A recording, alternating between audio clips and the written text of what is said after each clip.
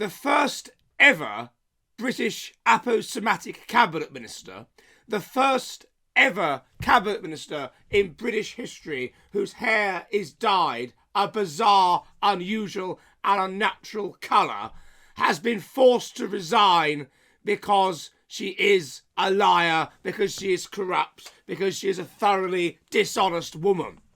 Imagine my shock. Imagine my shock. Of course she has been forced to resign. She's aposematic, which indicates that she is narcissistic, which indicates that she's psychopathic, which indicates that she is highly mentally unstable.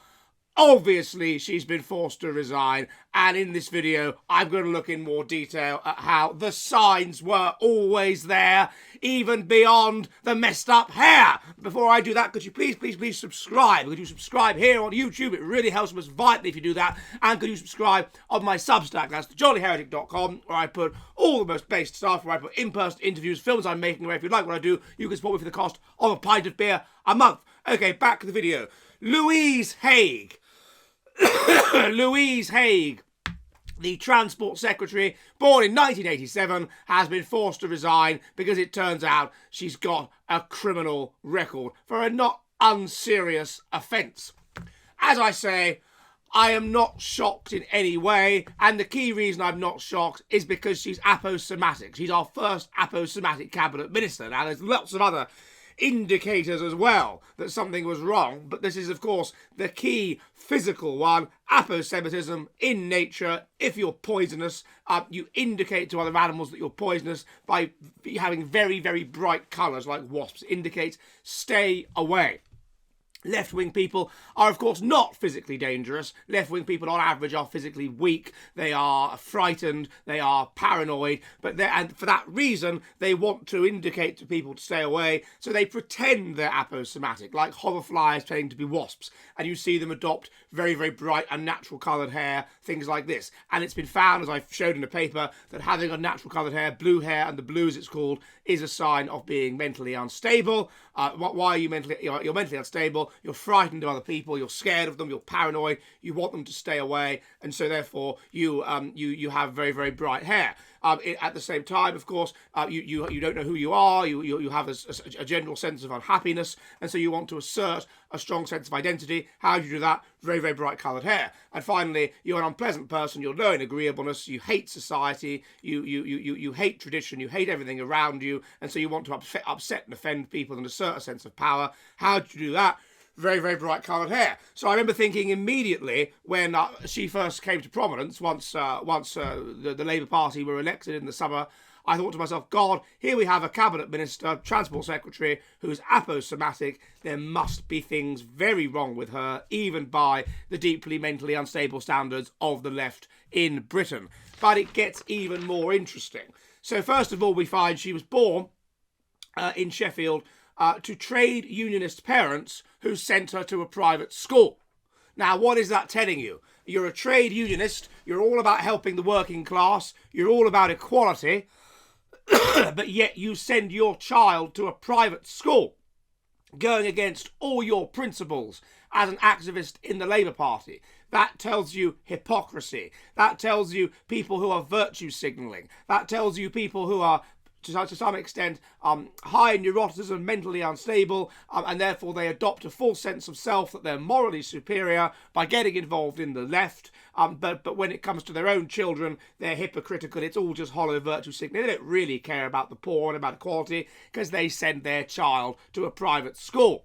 And the heritability of these traits is very high. It's at least 50%. So you can see hypocritical parents, supposedly leftists, trade unionists, yet they send their child, this girl, to a private school. Consequently, because she's had every advantage in life, this posh little private school girl manages to go to the London School of Economics to read politics, one of the best universities in the country. But we don't know why. She just drops out. And it's not as though she drops out because she doesn't like the degree and she realises she's not doing an appropriate degree for her. No. She drops out and then goes to another posh university, the University of Nottingham, and does the same degree there. Why would you do that? Why on earth would you do that? Why would you drop out of a degree course? What predicts dropping out of a degree course? mental instability, you can't cope, you have mental breakdown, or psychopathic traits, you're easily, you need stimulation, you get easily bored, you're contemptuous of other people, your parents are paying for you to go to university, but who cares, you're bored, and so you drop out. That's what predicts being a university dropout. Psychopathic traits and mental instability. And that's what also, of course, predicts having brightly coloured insane hair. So that's what we're seeing. And she goes to Nottingham and then just starts again doing exactly the same degree. In doing so, wasting her parents and wasting the taxpayers' money. So why on earth would you drop out of a university, very good university, and then start the same degree again? The same degree again. Other than just some sort of complete mental breakdown where you can only think about yourself, or other than just narcissistically being extremely entitled and thinking, I don't like it here, I don't like being away from home, I can't cope, I'm gonna go somewhere else, I'm gonna go somewhere nearer to home. Nottingham. That's what we're seeing. Psychopathic traits and mental instability. Dropping out of university is a very, very, very significant sign of something very psychologically wrong with you, indicative of those two traits. Then what does she do? She votes for Jeremy Corbyn. She votes for Jeremy Corbyn, this extreme, far left person who takes over the Labour Party and makes it completely unelectable. She votes for Jeremy Corbyn during all of the sort of virtue signalling chaos of that period in 2015. She votes for Jeremy Corbyn, and then she says later, of course, how convenient that she, when it's not working out power-wise, that she regrets it. But of course, she gets involved in the most far-left component of the Labour Party. She even advocates that the Britain First Party should be banned. She's that extreme and that paranoid about opposition that she wants to ban the Britain First Party because they're such terrible people. They're such immoral people. They're so bad. But yet, it turns out in 2013 that she is a liar. Why is she a liar?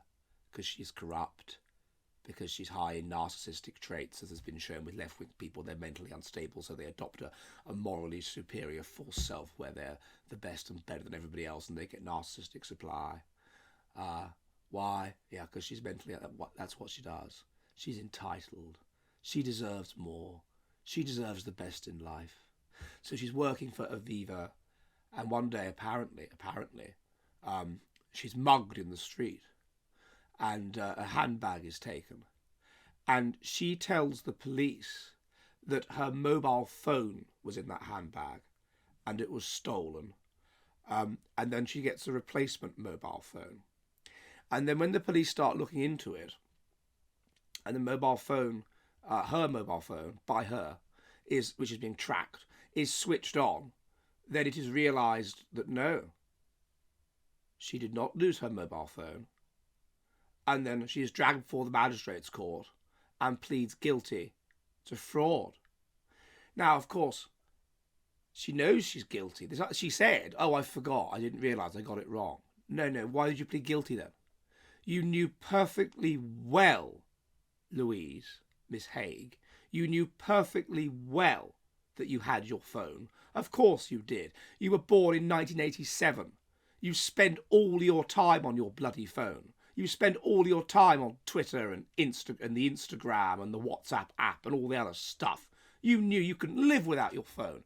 You knew you had your phone, but you thought you could upgrade for free and get a better one. And you didn't think, you think you're so superior to everybody else. You're so much better than everybody else that it never occurred to you that these minnows, these idiots in the police would manage to find out something as simple as that. And now it's finally come back to bite you. It's finally come back to haunt you, your criminality. Just as you are part of a government that sends people to prison for mean tweets, that sends people to prison over righteous indignation because they're upset that 3 little girls have been murdered by a Rwandan who seems to be an Islamist, that's been covered up, by the way, living in the country, just as people can't cope and get upset and say things they regret. It turns out that you've done something you regret, and you've had to resign. All you needed to do was look at her hair colour to know that this was the kind of person that you were dealing with. All you needed to do was go back through her Wikipedia entry to know that this was the kind of person you were dealing with. The archetypal labourite, narcissistic, unstable, prone to dishonesty. And now we have seen it. Seen it as clear as anything. The first aposematic cabinet minister has had to resign for corruption. Imagine my shock. Are you ready for the future of the West?